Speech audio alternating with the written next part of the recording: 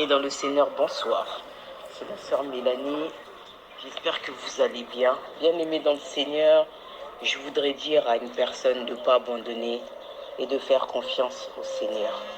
De faire confiance au Seigneur parce que lui, bien-aimé dans le Seigneur, c'est la solution à tous nos problèmes. C'est la solution à tes soucis, bien-aimés.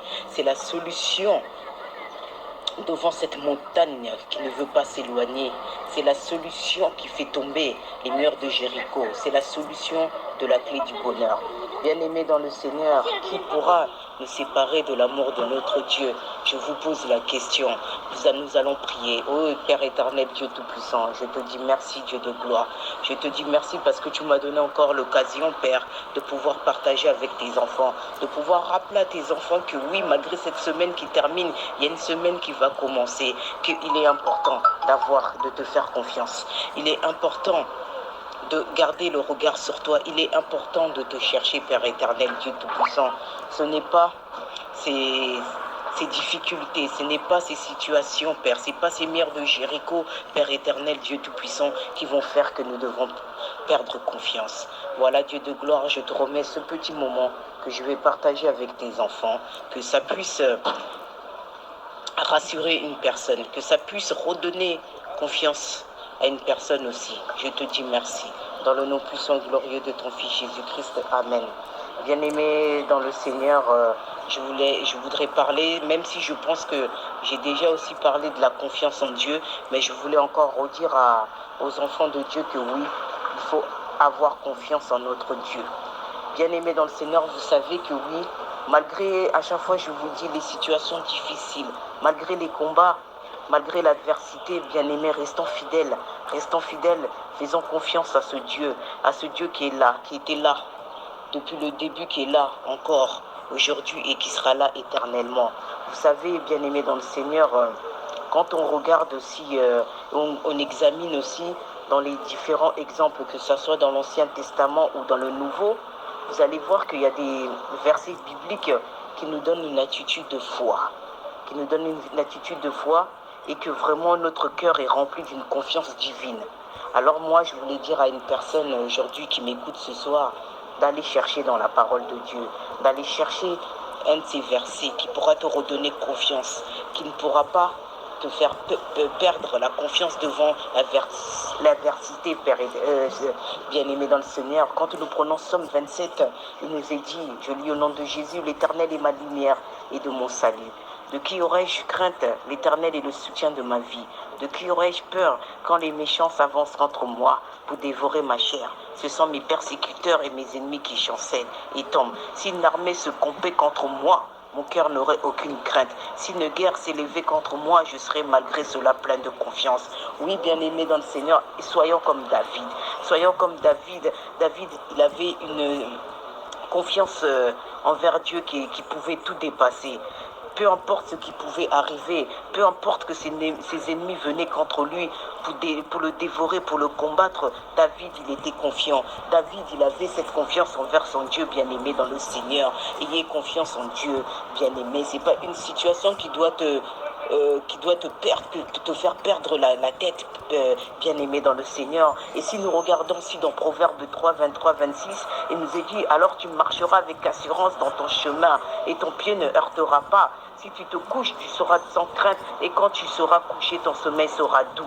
Oui, bien-aimé dans le Seigneur, voilà des versets qui doivent vous redonner confiance. Voilà, bien-aimé, le Dieu que nous servons. Ce n'est pas un homme pour mentir, ni le fils de l'homme pour se repentir, mais c'est un Dieu puissant. Un Dieu, je vous ai dit la dernière fois que son bras n'est pas trop court pour agir dans ta vie, bien-aimé dans le Seigneur.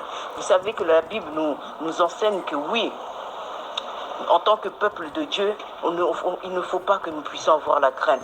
C'est pour ça qu'il est important, bien-aimé, d'être vraiment enseigné, de chercher vraiment la face de Dieu, de chercher à savoir qui est ce Dieu que tu sers, bien-aimé, et pourquoi tu le sers, et pourquoi tu es là sur cette terre, et qu'est-ce qu'il veut ce Dieu pour ta vie. Il est important de se poser ces questions-là.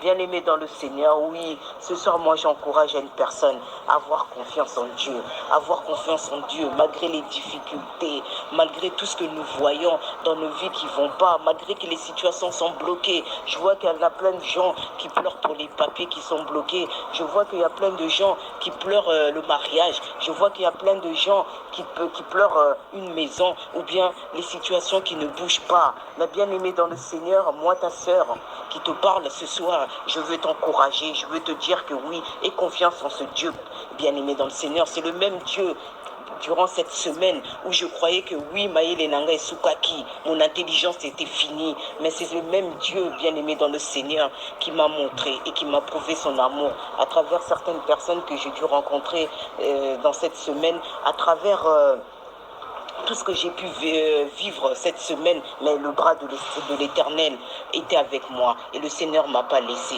Même si je commençais à perdre confiance, mais le Seigneur était là. Oh oui, bien-aimé dans le Seigneur, oui, ayez confiance en ce Dieu que moi je sers, que toi aussi tu sers, bien-aimé dans le Seigneur. Oui, dans Proverbe aussi 14, 26, il nous est dit, celui qui craint l'Éternel possède un appui ferme et ses enfants ont un refuge auprès de lui.